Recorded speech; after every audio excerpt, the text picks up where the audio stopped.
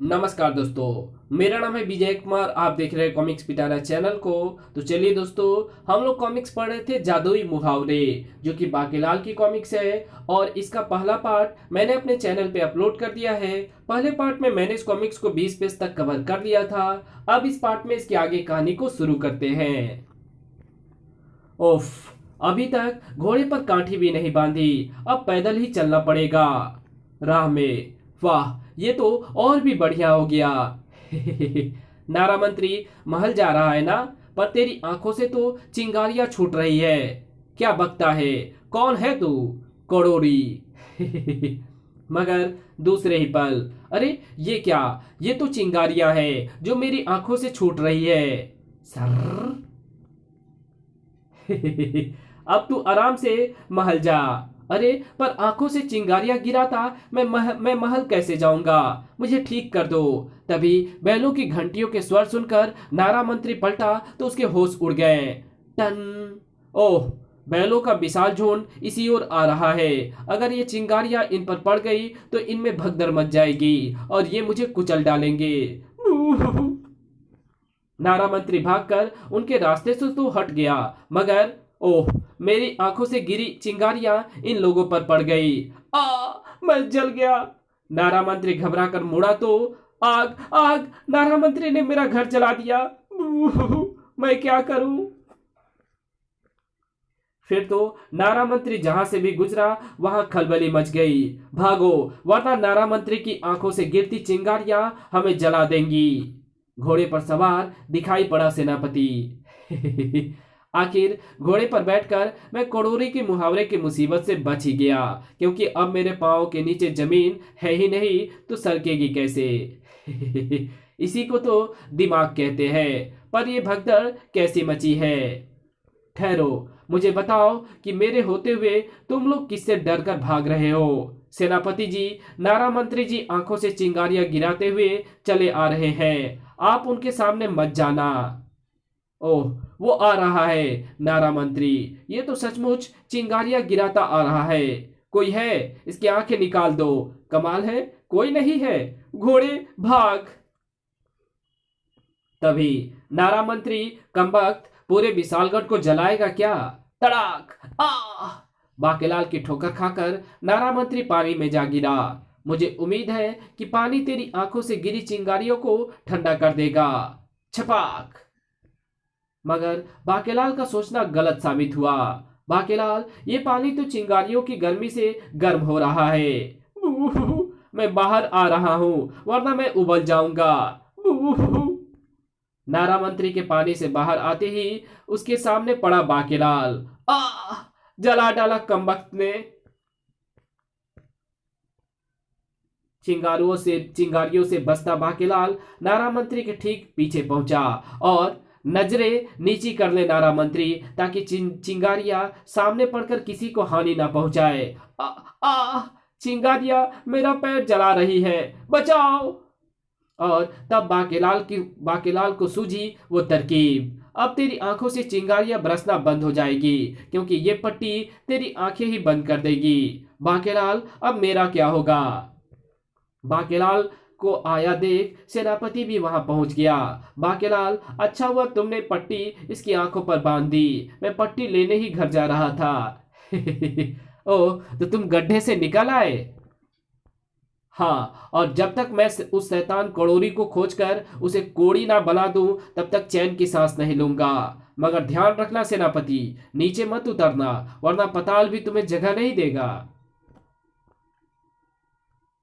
नारा मंत्री, तुम भी पट्टी मत खोलना। अब ये बताओ कि वो दुष्ट करोड़ी तुम्हें किस दिशा में मिला था? उत्तर में बाकेलाल, मेरे घर के पास ही। तो फिर मैं उसे पकड़ने जाता हूँ। तुम किसी की मदद लेकर वापस अपने घर चले जाओ और तब तक वहीं रहना जब तक मैं इस गड़बड़ को ठीक नहीं कर लेता। इधर इधर कड़ोरी की आंखों में उस वक्त लोमड़ी जैसी चमक थी। राजवैद, मुझे यही जड़ी बूटियां तोड़ता मिल गया। अब आएगा मजा। राजवैद, तेरी जुबान तो कतरनी की तरह चलती है। कमाल है, न जान न पहचान, मैं तेरा मेहमान। और अरे ये क्या, ये तो मेरे मुंह से क्या बाहर आ रहा है। ओह, ये तो कतरनी की तरह आसपास के पौधे को काटे दे रही है। अरे कमबख्त, ये तूने मुझे क्या कर दिया। बू चर कड़ाक। मुझे जो करना था मैंने कर दिया। बू, ये तो रुक ही नहीं रही है और काटे ही चले जा रही है। Cut cut. और अब ये मेरी घोड़ा गाड़ी को भी काटे दे रही है। हिंद बचाओ।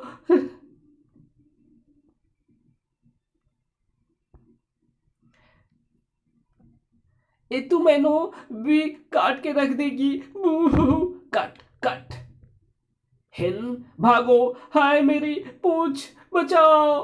बू मुझे फौरन महल में महाराज के पास पहुंचना चाहिए, वही मुझे इस मुसीबत से बचा सकते हैं। मगर राजवैद भूल गया कि वन से राजमहल की राह बहुत लंबी थी। गुर्र, किसकी मौत आई है जो मेरी गर्दन पर हाथ रख रखा है। हाय राम, मेरे सुहाग के प्राण संकट में है। मगर कतरनी को गर्दन काटने में भला कितनी देर लगती। गुर्र, सोते को मार डाला। हाय गुर्र, मैं विधवा हो गई, पर मैं पतिव्रता शेरनी हूं। मैं पति के साथ ही सती हो जाऊंगी। राजवैद जैसे जैसे आगे बढ़ता चला जा रहा था, जंगल में भी हलचल मस्ती चली जा रही थी। क्रिया, ओह, कतरनी मुझसे सूंड लड़ाने आई है। लड़ा लड़ा, मैं सूंड लड़ाने नहीं बल्कि तेरी सूंड काटने आई हूं, क्योंकि मैं हूं जीत कतरनी। कट। ये कतरनी मेरे नियंत्रण से बाहर है। क्रियाओ आऊ आ। क्रोधित गजराज राजवैद को कुचलने के लिए आगे बढ़ा। क्रियाओ, ये कतरनी उस मानव की है। मैं उसे कुचलकर उसका मलिदा अपने मित्र राजा शेर सिंह को दूंगा। भागो, वरना ये हाथी कुचल डालेगा। क्रियाओ, ओह, ठुड्डा लग गया। आ, अरे भोलू को क्या हुआ। हो, इसकी सूंड मैंने काटी है और अब मैं तुझे भी काट दूंगी। बचाओ। और तभी बचो। आ, कट। ओह, मेरा वार खाली चला गया। गुर्र। ओह, बाकेलाल, तुम। बाकेलाल, मुझे इस कतरनी से बचाओ, मैं तुझे भी काट दूंगी। गुर्र। दुष्ट कतरनी, मुझे पता है कि तू अपनी हरकतों से बाज नहीं आएगी। तेरा कोई ना कोई इंतजाम तो मैं करके ही रहूंगा। खनाक। आ, गुर्र। तूने मुझको मारा बाकेलाल, अब मैं तुझे काट काट कर तेरे टुकड़े टुकड़े कर दूंगी चिलगोजे। गर्र, इसे एक भी मौका मिल गया तो ये मुझे काट डालेगी। उससे पहले ही इससे निपटना होगा। मगर कैसे। इस कतरनी की जबरदस्ती के कारण मैं यहां से भाग भी नहीं सकता, वरना मेरी जीभ उखड़ जाएगी। बच बाके। कट। उफ, राजवैद की जुबान तो सचमुच कतरनी की तरह चल रही है। ओह, मिल गया इस कतरनी से निपटने का रास्ता, यानी ये जंजीर। खन। अब जैसे एक कतरनी मुझ पर झपटेगी, मैं पलटकर इस जंजीर को उस पर फेंक दूंगा, ऐसे। खनाक। और कतरनी की चोंच को बुरी तरह से जकड़ दूंगा।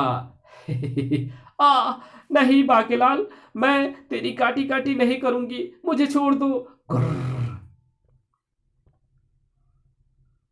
मगर कतरनी लाख चाहकर भी बाकेलाल की उस कैद से ना छूट पाई। बाकेलाल, मेरी कतरनी जीभ को तो तुमने नियंत्रित कर लिया, मगर मुझे इस मुसीबत से छुटकारा कैसे मिलेगा। मिल जाएगा राजवैद। बाकेलाल ने जंजीर का दूसरा सिरा भोलू हाथी के पांव से खोलकर उसे भी कतरनी पर लपेट दिया। तब राजवैद, ये सारी मुसीबत उस शैतान कड़ोरी की है जिसके बोले मुहावरे जिंदा हो जाते हैं। मैं उसी की खोज करता हुआ यहाँ आया था, मगर यहाँ तुम मुझसे टकरा गए। अब जल्दी से बताओ कि वो दुष्ट कड़ोरी किस ओर गया है। मुझे मुसीबत में फंसाकर वो उस ओर गया है बाकेलाल। उस ओर तो वन मंत्री और कपड़ा मंत्री का निवास है, यानी कड़ोरी मल का अगला निशाना वही है। एक बार हाथ आ जाए कमबख्त। अब मुसीबत टूटने वाली थी वन मंत्री और कपड़ा मंत्री पर, जो उस वक्त किसी गहन चर्चा में डूबे थे। वन मंत्री, मैं चाहता हूं कि जो लकड़ी बरसात में गल सड़ जाती है उसकी लकड़ी बनाकर उससे वस्त्र तैयार करूं। अब सुनो, मैं क्या चाहता हूँ। मैं चाहता हूँ कि इस बार पतंगबाजी का आयोजन वन में ही हो, ताकि पर्यटन को बढ़ावा मिल सके और पशु को भोजन। मेरा मतलब है कि जो पर्यटक वन की सैर को आएंगे तो मेरी पालतू भेड़ बकरियों की जान भी जंगली जानवरों से बच सकेगा। जरूर जरूर, हम भी पेच लड़ाएंगे। और तभी पतंग के पेच में क्या रखा है, आंख लड़ाओ तो जानू। आए, तुम कौन हो? तुम बिना आज्ञा लिए यहाँ कैसे आ गए? अरे ये क्या? आ मेरी आंखें, मेरी आंखें भी। हमारी आंखों में पेच लड़ गए वन मंत्री। पर पतंग, मेरा मतलब आंख किसकी कटेगी? आंख अब जिस किसी की भी कटे, मगर कड़ोरी का काम तो हो गया। शैतान कड़ोरी, पाजी लुच्चे, ठहर जा, आंख सुलझा कर जा। कुर्र। ढील छोड़ कपड़ा मंत्री, वरना मेरी पतंग, मेरा मतलब मेरी आंख कट जाएगी, मैं काला हो जाऊंगा। तुम भी खींच मत मारना वन मंत्री, वरना मेरी आंख कट गई तो मैं भी काला हो जाऊंगा। तभी वहां आ पहुंचा बाकेलाल। बाकेलाल, हमारी आंखों की जिंदगी अब तुम्हारे हाथों में है। ओह, वो दुष्ट कड़ोरी यहाँ भी मुहावरा बोल गया। बाकेलाल, तुम कुछ बोलते क्यों नहीं? मैं ये सोच रहा हूं कि बीच में कोई लंगड़ ना मार दे। लंगड़? नहीं बाकेलाल, बचाओ। बाकेलाल, मुझे बादल बहुत बहुत पास से दिखाई दे रहे हैं। मुझे भी।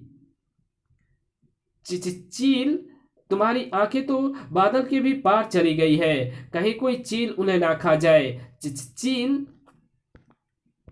बाकेलाल, मुझे बादलों की धरती पर बसा एक द्वार दिखाई पड़ रहा है। ओह, वो स्वर्ग का द्वार होगा। मुझे भी द्वार दिखाई पड़ रहा है।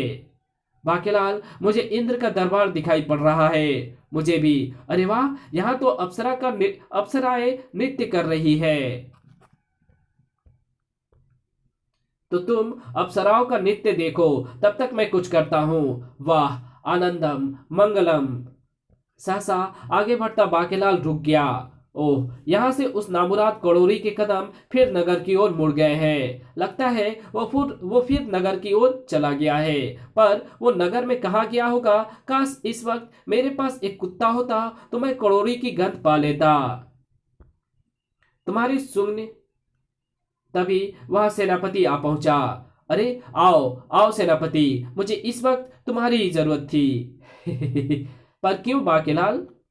तुम्हारे सूंघने की शक्ति के कारण। जरा सूंघ कर बताओ कि शैतान कोड़ोरी किस ओर गया है। ओह, पर मैं तुम्हें क्यों बताऊंगा, मैं सीधे जाकर उसकी गर्दन नहीं नाप लूंगा। सूंघ सूंघ। ओह, तो कदमों के निशान इस माद में जा रहे हैं, यानी वो इसी माद में छिपा है। शैतान कोड़ोरी, बाहर निकल, देख सेनापति तेरी गर्दन उड़ाने आया है। बाकेलाल, बचाओ। मगर बाकेलाल कब का नगर की ओर कूच कर चुका था।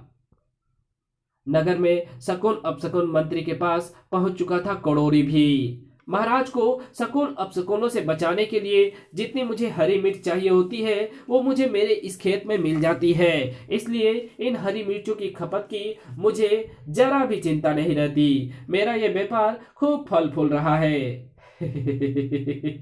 बच्चू, शकुन मंत्री, तूने बहुतों के अपशकुन टाले, मगर अब तू अपना अपशकुन नहीं टाल पाएगा, क्योंकि अब तेरी छाती पर सांप लौटेंगे। दूसरे पल, सांप। अच्छा शकुन मंत्री, इन सांप से बच जाओ तो फिर मिलेंगे, क्योंकि अब मैं सफाई मंत्री और खान पान मंत्री से मिलने जा रहा हूं। और भाई, क्या हाल है? शकुन मंत्री ने अपनी छाती पर लूट लगाते उन सांपों को छाती से खींचकर मिर्ची के खेत में फेंक दिया। दूर हटो दुष्टो। अबे, ये तो फैल रहा है, अब हम इसे डसकर सिकोड़ देंगे। बचाओ बचाओ बचाओ। इस बार उसे बचाने आया बाकेलाल ही। इस बार उसे भी बचाने आया बाकेलाल ही। शकुन मंत्री, तुम शैतान करोड़ी के मुहावरे के शिकार हो गए हो, जिसके मुहावरे जिंदा हो जाते हैं। हालांकि इस बार करोड़ी के कदमों का पीछा करते हुए मैं बड़ी तेजी से भागकर यहाँ पहुंचा हूँ, पर इस बार भी वो मेरे पहुंचने से पहले अपना काम करके निकल गया। हिस, हुस। ये बीच में अड़ंगा किसने लगाया? कोई सुकुड़ी है। घुर्र। बाके ने बांस पर लिपट गए सांपों को पुनः जमीन पर दे मारा। शकुन मंत्री, जल्दी से बताओ कि शैतान करोड़ी ने कौन सा मुहावरा बोला था? छाती पर सांप लोट लोट जाने का। आ मरा। हमें उस मानव की छाती पर लोटने से कोई नहीं रोक सकता। तड़ाक।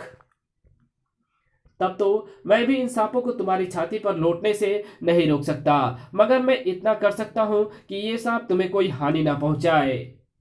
हिस। हाय मेरे दांत।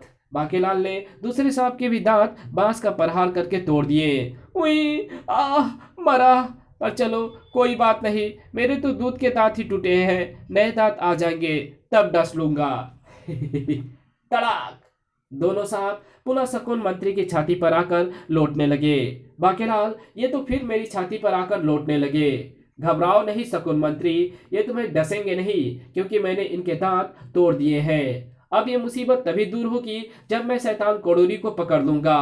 तब तक तुम अपना अपशकुन दूर करने के लिए अपने अपने खेत की सारी हरी मिर्च खा लो।